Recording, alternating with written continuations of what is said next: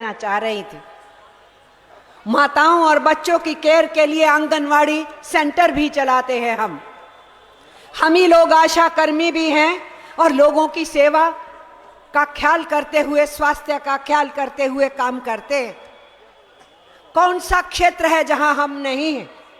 वो public sector हो, वो सरकारी विभाग हो, वो प्राइवेट कारखाने हो, वो निजी क्षेत्र के अदारे हो, हर जगह के ऊपर जो मेहनत करते हैं, खून पसीना बहाते हैं, देश के अंदर धन दौलत पैदा करते हैं, देश के लोगों को सेवाएं देते हैं, वो गांव में, शहर में, सब जगह में, गली में, कूचों में हम हैं। तो हम कौन हैं? हम हैं असली भारत। और वो असली भारत उमड़ घुमड़ करके आज देश के अंदर फिर से अपनी पहचान को लेके आगे बढ़ते हुए उन हुकूमत से टक्कर लेना चाहता है जो आपने मुख्य नारा दिया रैली का, भाजपा हटाओ देश बचाओ।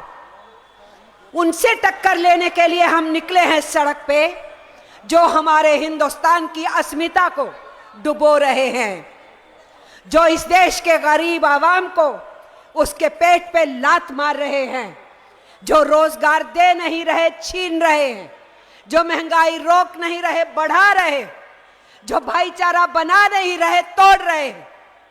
इसलिए हम निकले हैं आज उनको चुनौती देने के लिए।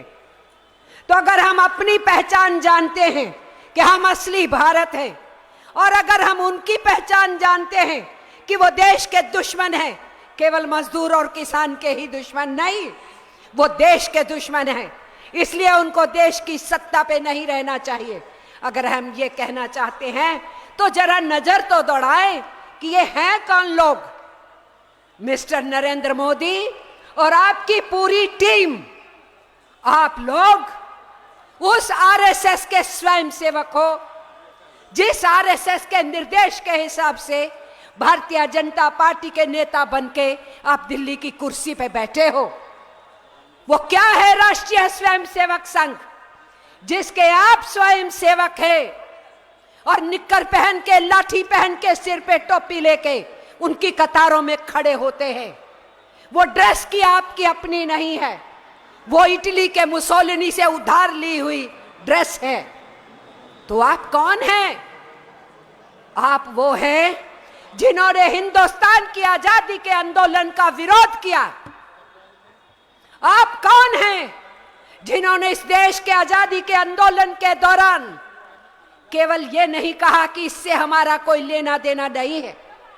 जब आपके संस्थापक हेडगेवार से पूछा गया, अंग्रेजों के खिलाफ लड़ते हुए लोग जेलों में जा रहे हैं, काला पानी की सजाएं सह रहे हैं, लाठी गोली खा रहे हैं, नौजवान शहादतें दे रहे हैं, फांसी के तख्ते चूम रहे हैं, तो आपका क्या कहना है? मिस्टर नरेंद्र मोदी, आपके गुरु हेडगेवार ने यह कहा, आरएसएस के गुरु ने, ये नौजवान भटक गए, हमारी अंग्रेजों से कोई लड़ाई नहीं। तो भैया आपकी किससे लड़ाई? ये किस लिए फौज किस्म की आरएसएस तैयार कर रहे हो? तो तभी हेडगेवार ने बोल दिया था, हमारी लड़ाई मुसलमानों से है, हमारी लड़ाई ईसाइयों से है, और हमारी लड़ाई लाल झंडे से है। इसलिए आप समझ लीजिए, लाल झंडा को थामने वाले साथियों, चाहे आप यूनियन चला रहे हो, चाहे खेत मजदूर यूनियन चला रहे हो, या एटक की यूनियन चला रहे हो, और चाहे जन संगठनों के साथी हो, और चाहे कम्युनिस्ट पार्टी के कार्यकर्ता बन के मैदान के अंदर हो, आप ये समझ लीजिए कि जो हेडगेवार ने कहा, मिस्टर नरेंद्र मोदी ने कुछ महीने पहले दोहराया अपने बीजेपी के कार्यकर्ताओं में भाषण देते हुए। मिस्टर नरेंद्र मोदी ने कहा कि ये लाल झंडे वाले बहुत खतरनाक होते हैं, ये वाम पक्ष जो है सबसे खतरनाक विचारधारा है, और इसलिए सजग हो जाओ, इनसे लड़ना है। मिस्टर नरेंद्र मोदी, आपके गुरु ने 1925 में बोला था ये, और तब से तुम लोग उसी रास्ते के ऊपर निकले हुए हो। इसलिए लाल झंडा थामने वालों, मैं आपसे कह रही हूं, वो जानते हैं कि उनकी संघर्ष किससे है, तो हमें भी पता होना चाहिए हमारी संघर्ष किससे है। आज से नहीं है, आज से नहीं है, बहुत पुरानी लड़ाई है इनके साथ, 100 बरस से ऊपर हो गए। इसीलिए साथियों, ये हम नहीं बोल रहे कि ये अंग्रेजों के दलाल थे, ये इनके गुरु ने कहा हमारी अंग्रेजों से कोई लड़ाई नहीं है, हम इस आजादी के आंदोलन का हिस्सा नहीं है। ये हम नहीं बोल रहे कि देश के साथ इन्होंने गद्दारी की, इनके काम और कृत्य बोलते हैं, क्योंकि इन्होंने जिस तिरंगे के नीचे आजादी का आंदोलन लड़ा गया, उसी तिरंगे को इन्होंने पैरों के नीचे कुचला। उस तिरंगे की ये होली जलाते रहे और इतने बरसों तक आजादी के बाद भी आरएसएस के हेडक्वार्टर पे कभी भी ये तिरंगा नहीं फहराए थे। अब जाके मजबूरी में इनको फहराना पड़ा क्योंकि प्रधानमंत्री बैठे हैं। और इसलिए हम ये कहना चाहते हैं कि ये तक तो 1920 में बनने के बाद 1921 में पूरी आजादी का नारा मांगती है। और हसरत मोहानी एक कम्युनिस्ट लीडर कांग्रेस के सेशन में 1921 में पूरी आजादी देश को मिलनी चाहिए ऐसा प्रस्ताव पास करो, बात उठाते हैं। जबकि अभी कम्युनिस्ट पार्टी तो 1925 में बनी थी, कम्युनिस्ट ग्रुप बहुत थे और अपने को कम्युनिस्ट कहने वाले हसरत मोहानी ने वो आवाज उठाई। और इस देश में जब पूर्ण स्वतंत्र का नारा तय हुआ 1928-29 में आजादी के आंदोलन के प्लेटफॉर्म से, उसका प्रतिरोध और विरोध आरएसएस ने किया। देश के अंदर आजादी के आंदोलन के साथ लगातार धोखाधड़ी करने के साथ साथ राष्ट्रीय स्वयंसेवक संघ का रोल इस देश में अफरा तफरी फैलाने का रहा, हमेशा हिंदू मुस्लिम डिवाइड का रहा। मिस्टर मोहित अमित शाह बार बार यहां आते हैं, आपके बिहार मैंने सुना है फिर आने वाले हैं।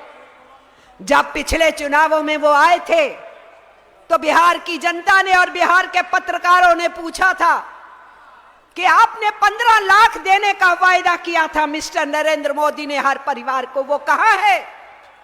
तो अमित शाह ने कहा था वो तो चुनाव का जुमला था, चुनावों में तो बहुत कुछ बोलते हैं। तो अमित शाह फिर आने वाले हैं यहां जुमले फेंकने के लिए। मैंने जो कहना चाह रही हूं वो ये साथियों, अमित शाह अपने भाषणों में बड़े शौक से बोलते हैं ये टुकड़े टुकड़े गैंग वाले, जब भी वाम पक्ष की तरफ उंगली करते हैं तो बोलते हैं टुकड़े टुकड़े गैंग वाले। मैं पूछती हूं आरएसएस और भाजपा के लोगों से कि आपके सावरकर ने सबसे पहले 31-32 में किताब लिखी और उस किताब के अंदर हिंदुस्तान को हिंदू और मुसलमानों के 2 मुल्कों में बांट देना चाहिए, ये बात लिखी। तो हिंदुस्तान को टुकड़े टुकड़े करने का साजिश किसने रचा? Mister Amit Shah, mister Narendra Modi.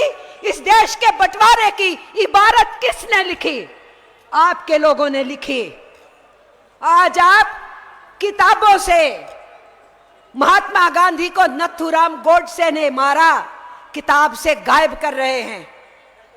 गांधी जी की हत्या के बाद सरदार वल्लभ भाई पटेल होम मिनिस्टर ने आरएसएस पे प्रतिबंध लगाया, आप किताब से गायब कर रहे हैं। नथुराम गोडसे को जिस सावरकर ने ट्रेंड किया, मोटिवेट किया, नफरत फैलाई और गांधी जी की हत्या हुई, उन्हीं सावरकर को आप किताबों में घुसा रहे हो।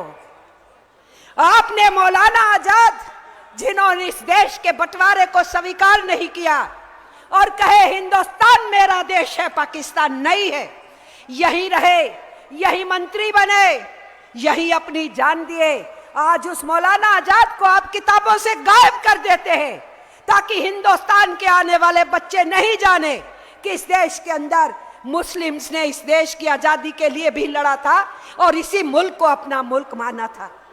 इसलिए टुकड़े टुकड़े करने की सियासत करने वाले आज दूसरों को टुकड़े टुकड़े गैंग कहते हैं। याद रखिएगा, जहां जहां ये चरण डालते हैं वही दंगे फसादी होती है। अमित शाह आ रहे हैं, बिहार के लोगों को मैं सजग कर रही हूं, ये बार बार चक्कर काटेंगे।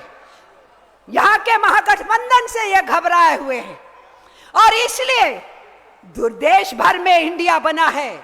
तो वो यहां से चूंकि पहली मीटिंग की शुरुआत हुई, इसी स्टेट को वो डिस्टेबलाइज करने की कोशिश करेंगे। इसलिए हमारे लिए आवश्यक है कि बिहार के वासी होने के नाते हम उस बात के लिए भी सजग रहे। इसलिए मैं अपनी इस बात को आगे बढ़ाते हुए कि जो हुकूमत में बैठे हैं, अंग्रेजों की केवल दलाली नहीं किए, अंग्रेजों से राज करना भी सीखे। और वो राज करना है बांटो और राज करो, नफरत की राजनीति फैलाओ। कोई रोजगार मांगे तो हिंदू मुस्लिम की बात बताओ, कोई अपने घर परिवार के लिए छत मांगे तो हिंदू मुस्लिम का फसाद कराओ, कोई अपने बच्चों के लिए बेहतर जिंदगी की बात करे, कॉपी किताब की बात करे तो उसको हिंदू मुस्लिम विवाद समझाओ। और इसीलिए देश के अंदर बंटवारे की सियासत करते हुए ये सत्ता पे चिपके रहना चाहते हैं। हमको भारतीय कम्युनिस्ट पार्टी के जो कार्यकर्ता है, सपोर्टर है, समर्थक है, उन सब ने आज ये समझना है कि जब सब साथियों ने कहा संविधान पे खतरा है, अरे पूरे देश की सोच और समझ पे खतरा है।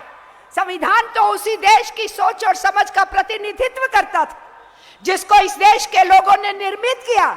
और नरेंद्र मोदी के बिठाए हुए वाइस प्रेसिडेंट धनखड़ साहब इस कॉन्स्टिट्यूशन को नहीं मानते, वाइस प्रेसिडेंट की कुर्सी पर बैठ के कॉन्स्टिट्यूशन का विरोध करते हैं। इतना ही नहीं, प्रधानमंत्री के सलाहकार विवेक रॉय लिखते हैं कि देश के संविधान की जिंदगी पूरी हो चुकी है। इस देश के संविधान के निर्माताओं की बेइज्जती करते हैं कि हिंदुस्तान का ये संविधान हिंदुस्तानियों ने नहीं लिखा, अंग्रेजों ने लिखा है। इसलिए आप सोच सकते हैं, समझ सकते हैं कि किस किस्म की हुकूमत हमारे सिर के ऊपर बैठी है। अर्थतंत्र के मामले में कहां पहुंचाए हैं। बहुत साथियों ने जिक्र किया यहां गैर बराबरी का। मैं सीधे सीधे बात करना चाहती हूं। दुनिया की रिपोर्टें आ रही हैं, देश की रिपोर्ट भी उसमें शामिल होती है। हमारे देश की हालत मिस्टर नरेंद्र मोदी ने कहां पहुंचाई है कि हमारे देश के जो ऊपर के 1% अमीर है, ऊपर के 1% अमीर हमारे देश की कुल धन दौलत के 40% हिस्सा के मालिक है। और हमारे देश का जो नीचे का 50% जनता है, लगभग 70 करोड़ इंसान, उनके हिस्से कुल धन दौलत का केवल 3 पैसे हिस्सा आता है। इतनी बड़ी गैर बराबरी है कि 100 बरस पहले जहां हिंदुस्तान खड़ा था एक और अमीर और गरीब के बीच की खाई में, वो वहां पहुंच चुका है वापिस हिंदुस्तान। ये इन्हीं का आंकड़ा है, इनके क्राइम ब्यूरो का, कि पिछले साल आत्महत्याएं करने वालों में 25% दिहाड़ीदार मजदूर थे। इसका मतलब है कि महीने में 10 दिन भी काम नहीं मिल रहा है, घर में रोटी नहीं चल रही है। ये आंकड़े सरकार के हैं। और पिछले ही साल नरेंद्र मोदी की सरकार ने सुप्रीम कोर्ट के अंदर हलफनामा जमा कराया।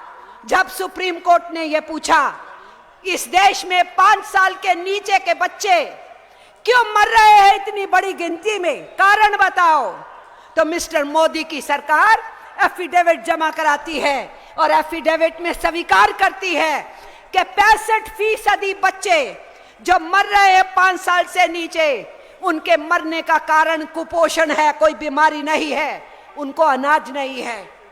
और हिंदुस्तान को अपने 9 साल के राज में कहां पहुंचा दिया इन्होंने कि 122 देशों में हिंदुस्तान 112वें स्थान पे भुखमरी के इंडेक्स में है। हमसे बेहतर पाकिस्तान, बांग्लादेश, श्रीलंका, नेपाल, हमारे पड़ोसी मुल्क हमसे बेहतर स्थिति में है।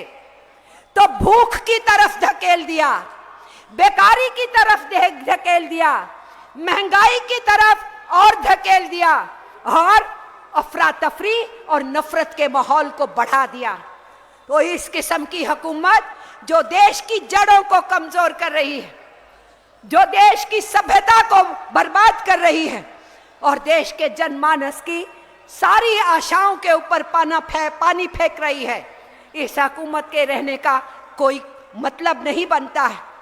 आप हैरान हो जाएंगे कि पहले केवल किसानों की आत्महत्याएं थी, अब दिहाड़ीदार मजदूरों की आत्महत्याएं शुरू हुई और उसके साथ साथ बेरोजगार नौजवानों की हत्याएं पर मंथ 400 से ज्यादा है।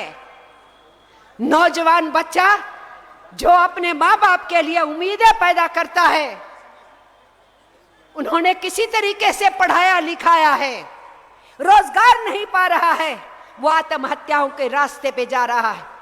बोलिए इस नौजवान भारत का भविष्य क्या होगा?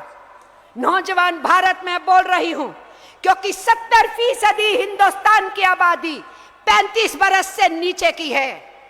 यह युवा भारत है। इस युवा भारत के अंदर जो पब्लिक सेक्टर रोजगार देता था, जिस गवर्नमेंट सेक्टर में रोजगार मिलते थे, जो पब्लिक सेक्टर के चलते हुए प्राइवेट सेक्टर के पनपने के चलते हुए रोजगार मिलते थे, उन सब के ऊपर तो मोदी की सरकार ने हमला बोल रखा है। तो नौजवान कहां जाए?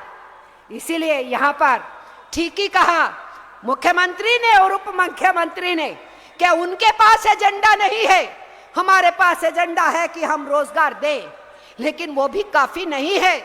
मैं ये कहना चाहती हूं बेकारों की गिनती बहुत ज्यादा है, इसलिए उसमें बहुत कुछ करने की जरूरत है। तो जो हुकूमत दिल्ली की सल्तनत के ऊपर बैठ करके हमारे सिर पे थुपी हुई है, उसी हुकूमत को नेस्तनाबूद करने का संकल्प पूरे देश भर में लिया जा रहा है।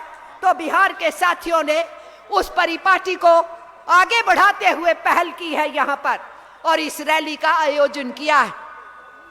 मैं भी बहुत लंबा समय तो नहीं लेना चाहती आपके बीच में, दूसरा कार्यक्रम शुरू होना है, पर मैं आपसे कहना चाहती हूं समाज का हर हिस्सा प्रताड़ित है, पीड़ित है। उसके लिए जो भी आवाज उठाता है उसको ED, CBI, UAPA, sedition law, हर चीज दिखाई जा रही। जर्नलिस्टों के ऊपर हमले, मीडिया के ऊपर पूरा कंट्रोल और फेक न्यूज बना करके लोगों को कब्जा करना, उनके कंप्यूटर, लैपटॉप, टेलीफोन छीन लेना, उसके अंदर बहुत सी चीजें घुसाना। हमारी बहन यहां बोल रही थी कि मिस्टर नरेंद्र मोदी की सरकार ने यूएनओ के अंदर ये स्टैंड क्यों लिया, तटस्थ क्यों रहे? ये तो प्रश्न है।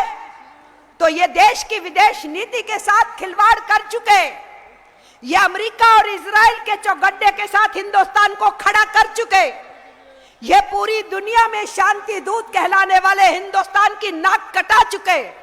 इसलिए ना ये देश के लिए माफिक है, ना ही विदेश नीति में माफिक है, और ये अमेरिका और उनके चौगड्डे के देशों के साथ अपनी अर्थनीति की सांझ कर रहे। विदेशी बैंक, विश्व बैंक और अंतर्राष्ट्रीय मुद्रा कोष की झोली में हिंदुस्तान की आर्थिक व्यवस्था को सौंपने में लगे हुए हैं। इसलिए कौन सी हैरानी की बात है कि इनकी सारी नीतियां अडानी और अंबानी के घर भरने में लगी रहती है।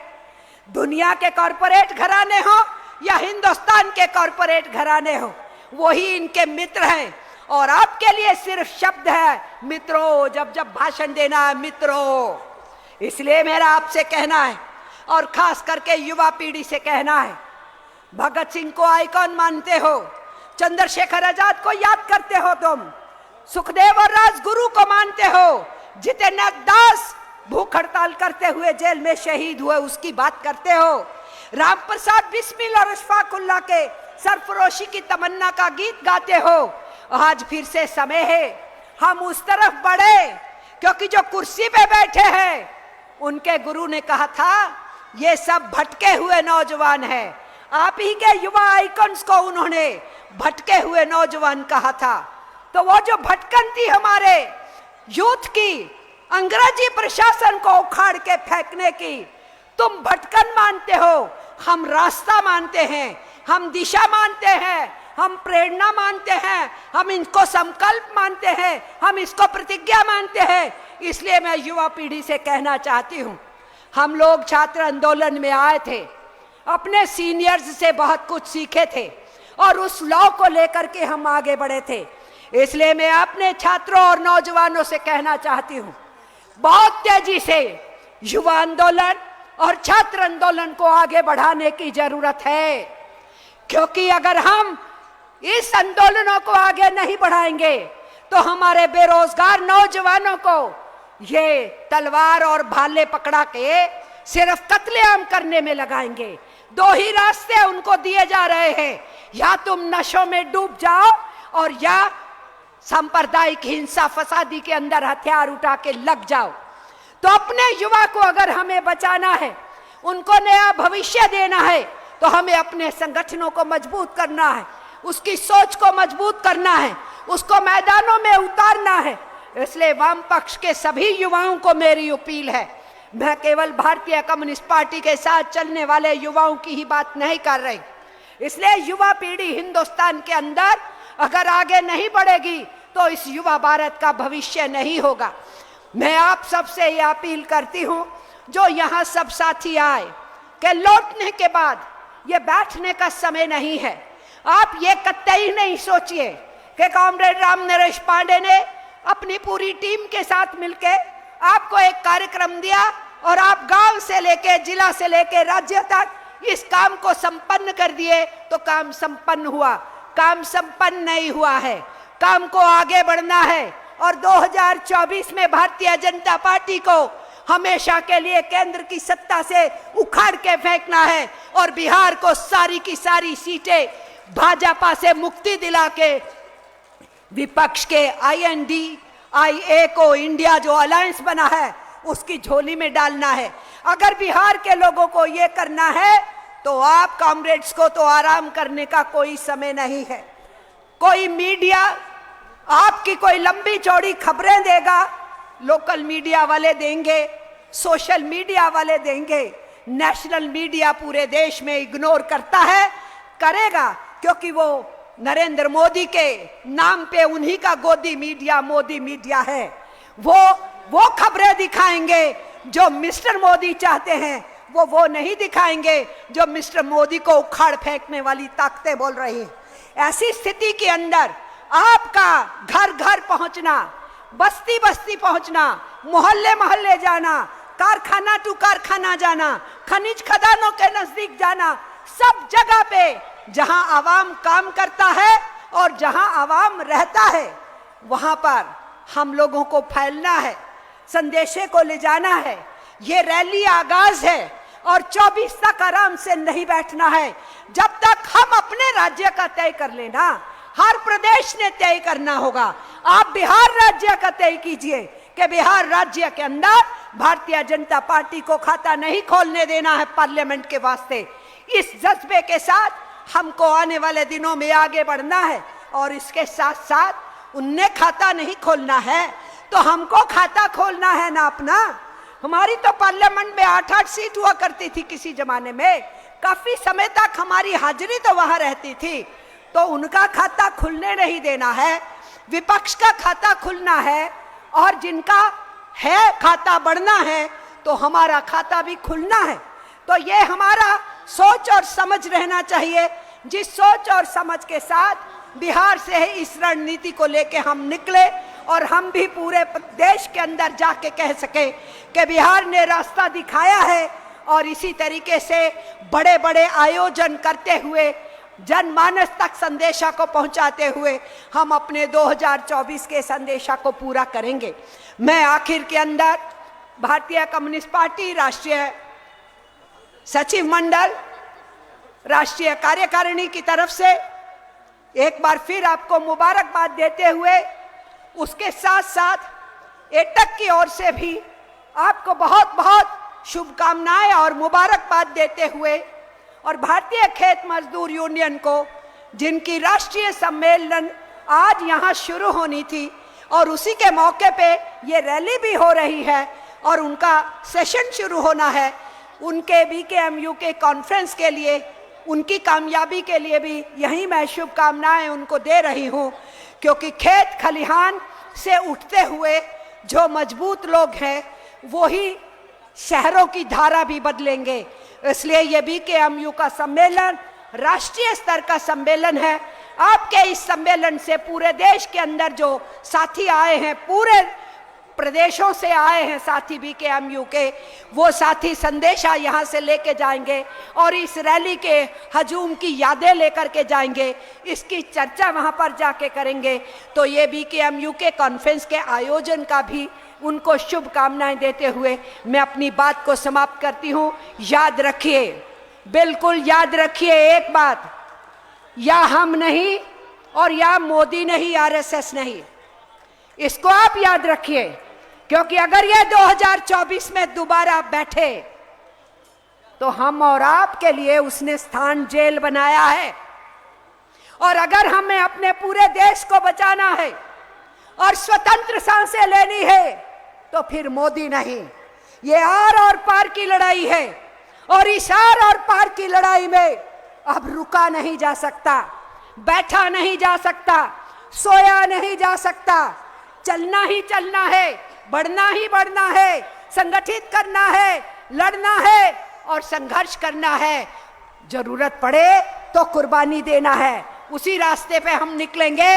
यही हमारे पुरखों ने सिखाया था, यही हमारे पूर्वजों ने बताया था, और उसी का हलफ लेते हुए, प्रतिज्ञा लेते हुए इस रैली से हम निकलेंगे तो तभी हम कामयाबी हासिल करेंगे।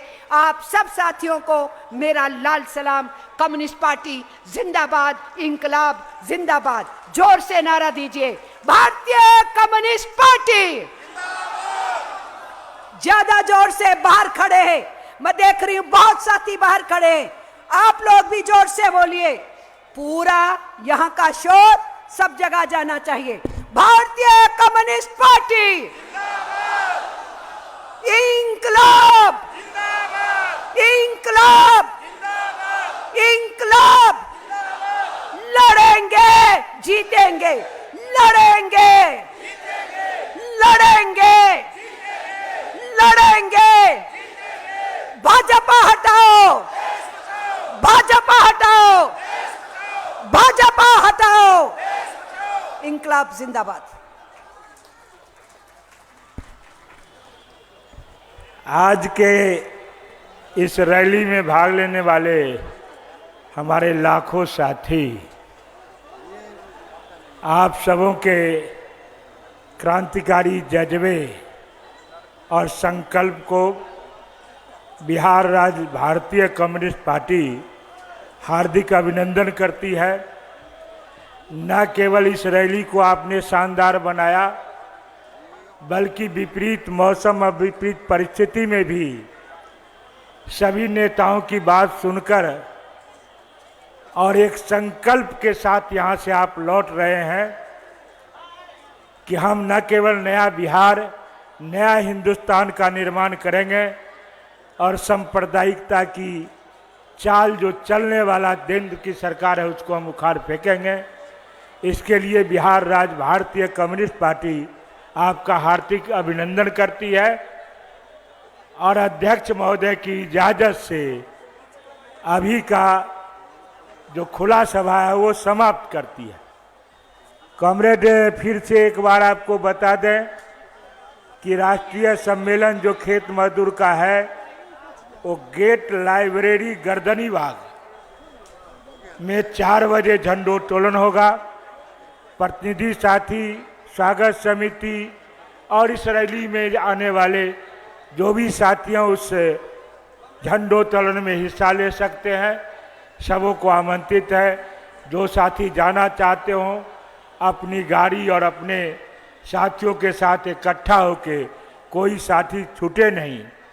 एक सूचना मिली है, देवू सदा पोता अमित सदा, ग्राम प्रखंड बहादुरपुर, जिला दरभंगा, ये कहीं खोए हुए हैं। अगर किसी साथी की निगाह में आवे तो इनको अपने साथी नेता नारायण जी झा के नज़दीक पहुंचा देंगे। ध्यान रहे, अभी से सभी साथी को इकट्ठा करके यहाँ से जाए, सभा की कार्रवाई समाप्त की जाए। अरे इनकिलाब जिंदाबाद, अरे इनकिलाब जिंदाबाद, अरे भारतीय कम्युनिस्ट पार्टी जिंदाबाद, अरे भारतीय कम्युनिस्ट पार्टी जिंदाबाद, अरे इनकिलाब जिंदाबाद, अरे आवाज दो, अरे आवाज दो, अरे लड़ेंगे, अरे लड़ेंगे, अरे भाजपा भगाओ देश बचाओ, अरे भाजपा भगाओ देश बचाओ, अरे भाजपा भगाओ देश बचाओ, अरे भाजपा भगाओ देश बचाओ, अरे कम्युनिस्ट पार्टी जिंदाबाद, अरे भारतीय कम्युनिस्ट पार्टी जिंदाबाद, अरे भारतीय कम्युनिस्ट पार्टी जिंदाबाद, अरे भाजपा भगाओ देश बचाओ, अरे भाजपा भगाओ देश बचाओ। तो हम क्या चाहते हैं? आजादी, तो हम क्या चाहते हैं? आजादी, तो गरीबी से, आजादी, अरे भुखमरी से, आजादी, तो जातिवाद से, आजादी, अरे पूंजीवाद से, आजादी, सामंतवाद से, आजादी, जो तुम ना दोगे, आजादी, जो तुम ना दोगे, आजादी, सुनसान सड़क पे, आजादी, सुनसान सड़क पे, आजादी, तो आधी रात को, आजादी, तो ऊंचा बोलो, आजादी, अरे चीख के बोलो, आजादी, तो लड़के बोलो, आजादी, अरे डट के बोलो, आजादी, तो आरएसएस से, आजादी, तो मोदी से, आजादी, अरे योगी से भी, आजादी, तो अमित शाह से आजादी, हम छीन के लेंगे, आजादी, जो तुम ना दोगे आजादी, हम छीन के लेंगे, आजादी, तो गांधी वाली, आजादी, तो नेहरू वाली, आजादी, तो भगत सिंह की, आजादी, तो फुले वाली, आजादी, तो मार्क्स वाली, आजादी, अरे लेनिन वाली, आजादी, तो सारे बोलो, आजादी, सुनसान सड़क पे, आजादी, तो मांग रही आधी आबादी, आजादी, आजादी, तो मैं भी मांगू आजादी, आजादी, आजादी, तो जातिवाद से आजादी, आजादी, आजादी, अरे आरएसएस से आजादी, आजादी, आजादी, तो मणिपुरी से आजादी, आजादी, आजादी, अरे आवाज दो, लड़ेंगे, भारतीय कम्युनिस्ट पार्टी जिंदाबाद, अरे भारतीय कम्युनिस्ट पार्टी जिंदाबाद।